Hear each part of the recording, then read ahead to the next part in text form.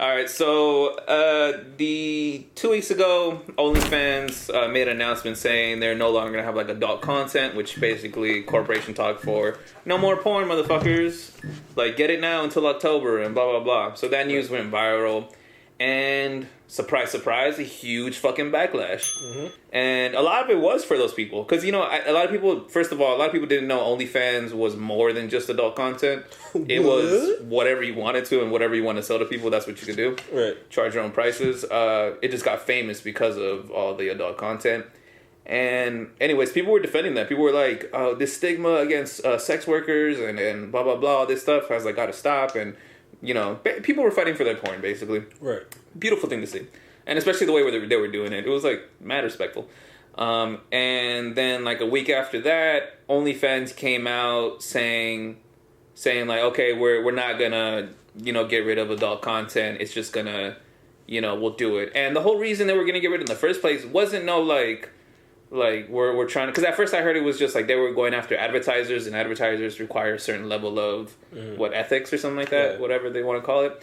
But really it was the credit card company that they funnel all their charges through was gonna they need to report actually what it is and to verify everyone's of age and do all this stuff, which I'm guessing they weren't gonna put the money towards to actually implement. Because all that stuff is on them, so they're liable for everything. OnlyFans, so they have to put in the things of make up the new contracts that people click and whatever, and you pay someone for that. And I guess it was too much money, and that's why they decided to do that. But now with the backlash, which either way, I didn't get the backlash, because I was just like, it don't matter if they ban it.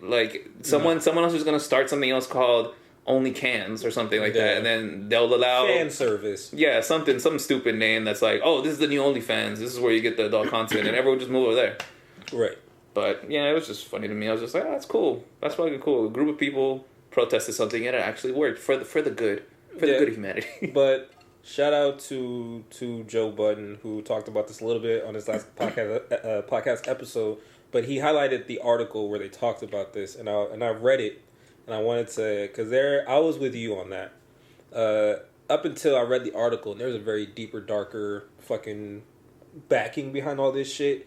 And a lot of their reasoning. So initially on the surface, their reasoning for trying to get rid of the porn content was because they're trying to make OnlyFans. There was rumors that they're thinking about making it public. And then they're also thinking about trying to build it to just broader audiences, so get the porn aspect away from it. But that's like everything else. Most like we talked about before. I don't even know why you would do that. Porn makes the most money out of everything. Right. But like we talked about before, most technology gets filtered through porn first, and then if it works, they start to put it everywhere else, right?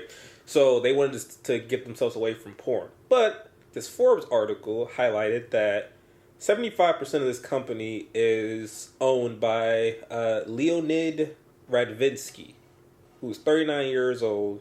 And this guy is known for, back in the early, I guess, millennium stages of the fucking internet, which is 99, 2000 or whatever. Before there was internet, porn was crazy. There was underground sites. This guy created a lot of these underground sites. And these underground sites he created they housed underage porn. Talking darknet shit. Yeah. So these places house underage porn. They house passwords to porn sites and everything like that. And it was like the same thing as OnlyFans. You paid a subscription fee and you would get these certain things. He made about 7 or 8 of these websites, which kind of built his empire. But then, of course, once shit started to become, now there's legal ramifications over all this shit, he backed out. But he made a lot of money from it. He bought OnlyFans. He bought 75% of OnlyFans, and then kind of started the same business model.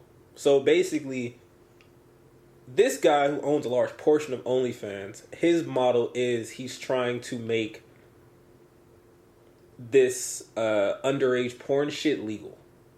That's what's going on right now. And that's what people aren't understanding, and that's why they were trying to remove the adult aspect of it, because on this type of platform, all you had to do was basically say you were 18, do the typical shit that you do, and then you're streaming content and you're making money. But this guy blew up on this type of content in the, like I said, the early 2000s, because he had sites that were dedicated to underage porn. So literally guys having sex with 16-year-olds, all this shit was on these sites, and there was a huge market for it. So he bought this company, started to tell them to push towards this. They started to do it, and then the same thing happened. So essentially, the deeper darker is that OnlyFans, we see the creators that we're seeing, the sex workers, the porn stars, and we're like, oh, okay, it's a good way to make money for them, and they don't have to do all these like crazy porn shoots that don't pay them shit. Yeah. Great. But on the flip side of it, the deeper darker is that it is a whole bunch of underage shit going on OnlyFans, and there's no way to control it. And then going back to what you said about the credit card statements and everything like that, now you have to actually talk about what you're watching. Yeah, verify your age and everything. And once you start doing that, they don't want to be a part of it, so they were trying to remove the porn from it. And that's who would have thought the porn part of it was just like the clean side of OnlyFans? Yeah, oh my God. That was the big thing, because OnlyFans, when it first was created, was for artists and just another way for artists to connect with their fans. But that shit didn't work. So that's why they threw some ass on it, and shit blew up. It took some ass, the pandemic, for this shit to blow up. Yeah, that's fucking gross. How? Oh my God. I guess money. When you have the money to buy shit, like, is he the CEO as well, or is he just owns? The CEO is Timothy Stokely, but he just owns 75% of the company. Okay. Wow. That's wild. Yeah, like, and this is the I've talked about it here on before. I've told friends this is the same reason why Pornhub did what they did with their whole verified amateur shit. They had to be verifiable because they got rid of a whole bunch of porn. Yeah, because I was like, you don't know what you're watching. Just because it says, hot 20-year-old getting blah blah blah, it cannot be. It could be a kid. It could be 30. Right. That's the bad one. Definitely. That's the bad one. Who wants to see a 30-year-old? But it could be that. And now at this point, because of online bullying and all these things and everything, so these clips were going around schools and people were getting shamed for it and everything else, and then it turned into like a whole debate, because now once a parent finds out that their child is on a platform like this, the parent is going to do the responsible thing and not figure out what the fuck is going on. They're going to sue the platform for letting their child be on there, which okay, but bullshit, but this is what happened. They would sue these platforms and say, how can you let my child upload this shit? Where was the blockers and everything like that? So it's the same thing with OnlyFans now. They're going down the same road because we've seen videos of parents finding out their kid does OnlyFans, and they've been of age. So just imagine the kids who weren't of age, who were doing OnlyFans. And again, morally, I find it absolutely gross and shouldn't happen. But if you're a kid and you don't have a lot of money and your family doesn't come from a lot, like a PSA right now. Yeah, and you see an opportunity to make some money, and you know that you don't have to actually do this shit that is an alternative out there, which is prostitution, all this other shit. You can literally just show yourself naked. Again, they're being like on the surface, it's smart. It's just wrong because it's sad that it has to get to this point for that to happen. Right. God, thinking about it that way, like, what would you rather have them do? Like, if they're gonna do it anyways, like, be on the corner and doing it that way, actually having to fuck somebody, or just OnlyFans, or just OnlyFans, OnlyFans, and then it's like a dark, it's a dark, fucked up. But then these are the real conversations once again that people don't want to have, and I'm tired of, because people have been talking about this OnlyFans shit on podcasts and shit, and they've been half-assing it in my opinion, because they keep talking about the sex workers and blah blah blah. I'm like, fuck all that. All right.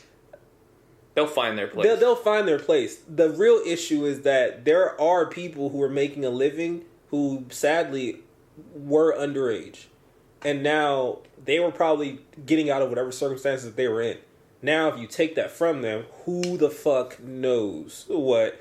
Centoya Brown, who was like, she's one of the most famous people who were involved in like a child prostitution and everything, but she was the young lady who was put into prostitution when she was like 13 or 14. She ended up going to sleep with someone. She shot him, and then she said that he was trying to kill her, and that's why she shot him. But she was in jail, or she was serving life, but then they reversed the right after it went public and everything. Right, but it's like, this is what I'm saying. So to say that this doesn't happen just because, or you don't know anybody or you don't see it, can't think like that, because this shit is happening. And again, maybe we just fucking broke people's minds with the internet when this shit comes out. But thinking about it that way, it is a safer alternative. Sadly, it's fucked up, but it's a safer alternative.